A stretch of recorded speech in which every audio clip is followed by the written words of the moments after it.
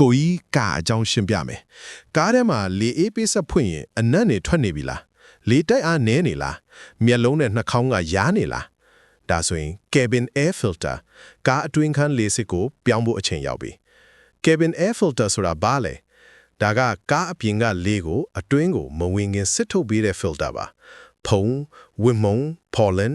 မီဂိုမုံ exhaust ငွေမှုတွေကိုစစ်ထုတ်ပေးတယ်ဘလို့သိနိုင်မလဲလက္ခဏာ၄ချက်အနံ့ဆိုးများလေအေးပေးဆက်ဖွင့်ရင်မှုနံ့ဖုံနံ့နေရလာတယ်လေတိုက်အားနဲ့အဲကွန်အမြင့်ဆုံးဖွင့်ထားပေမဲ့လေတိုက်အားတိတိတသာအားနည်းနေတယ်ပရင်ပေါက်မြူတက်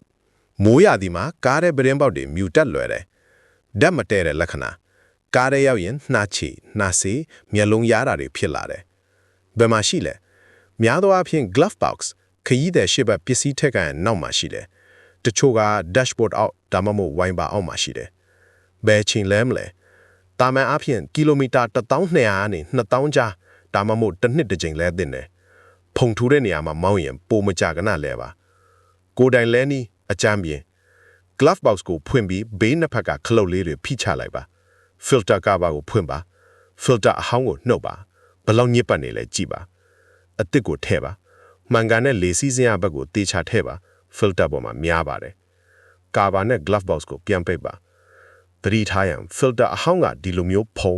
သဲ insect တွေပြည့်နေတတ်တယ်ဒါတွေကိုရှုနေကျမ်းမာရေးတော့မကောင်းဘူးဈေးလည်းမကြည့်ဘူးမိနစ်9လောက်ပဲအချိန်ယူရတယ် cabin air filter လေးကိုပုံမှန်လဲပါကိုယ်နဲ့မိသားစုကျမ်းမာရေးအတွက်အရေးကြီးပါတယ်နေ့စဉ်9မိနစ်စာကိုကြီးတို့နဲ့အတူလေ့လာပြီးတငယ်ချင်းတွေကြားမှာကားဆရာကြီးဖြစ်လိုက်ပါ